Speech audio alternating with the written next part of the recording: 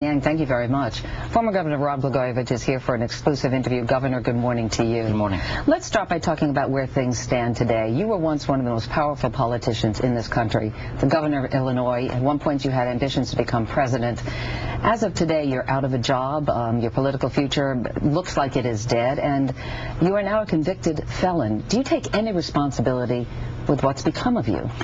Well, Meredith, let me point out that the government, when they target you and prosecutors want to get you, and they spent 6 years spending tens of millions of dollars of taxpayer money, and someone should ask this prosecutor exactly how much money did he spend of the taxpayer money, and he failed to convict me of any corruption charges. There's a false statement they allege I made 5 years ago.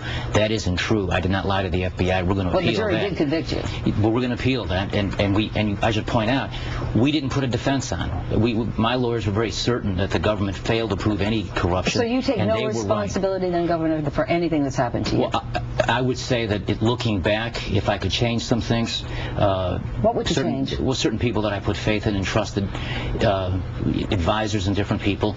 But you have to understand, less than 2% of the tapes were played in court. The government put their best case on and failed to prove any corruption. The Wall Street Journal just came out in an editorial suggesting the prosecutor should be fired or should resign because it's been an abuse of his power. The Washington Post. You've been very defiant about this, and right after the trial you said this was a persecution, not a prosecution. And you also said that the jury agreed with you that the government did not prove its case, but the foreman of the jury was actually with us the next day. He said that was not true. He said the only reason you were not convicted of trying to sell that Senate seat was because of one lone juror, and in fact he voted to convict you on all counts. Another juror said she's glad there's going to be a retrial. A third juror said, quote here, if they do retry him, he might be in trouble. He was lucky. Given that, do you want to gamble on another trial, or would you like to make some sort of a plea deal? No, I'm absolutely very determined to continue to seek vindication, full vindication. So you would never accept a plea deal at all? I have done absolutely nothing wrong. This is a persecution by a prosecutor who for 6 years has targeted me. He has spent tens of millions of dollars trying to get me. The question people should be asking, and you should be asking in the media, is what happened on the day before they came to my house at 6 o'clock in the morning and arrested me, a sitting governor? What was I talking about on December the 8th and December the 7th? I want to challenge this prosecutor. So what is this person? Let me challenge this prosecutor, the prosecutor, to release all the evidence and every tape, every transcript that happened the day before I was arrested, 2 days before I was arrested, a week before I was arrested, 10 days before I was arrested.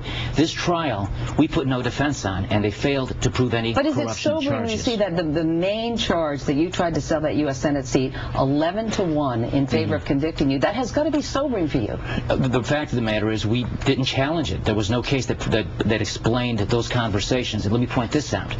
The very thing that they're trying to convict me of, political horse trading, and in this case it was merely discussing possibilities with lawyers, political advisors, and remember there were emissaries sent to me by the president himself. Political horse trading, this is what they're trying to now criminalize. These prosecutors who, by them, act in a way where they're making deals with convicted felons, and in exchange for their testimony, these felons come in and say what these prosecutors want to say. The very thing they're charging me with, they ought to charge themselves with, and they ought to add an additional count of hypocrisy. Yeah, but not to mention the fact they're wasting the wiretaps. It sounds like you're saying this thing is so gold, yes, I'm not going to give it away. Again, there's a new federal judge today because reportedly a congressman voted for President Obama's health care plan, and in exchange for that, this congressman's brother became a federal judge. That sort of politics is how our country operates. So that's business as usual in Chicago. Scratch mine, you pay me, I'll give you something. There's a U.S. congressman who voted for President Obama's health care plan, whose brother now became a federal judge. Political horse trading. They are trying to do selective prosecution and criminalize what is political behavior. But in this particular case, there was no behavior. There was strictly discussion and ideas being floated openly with lawyers and advisors with no intent.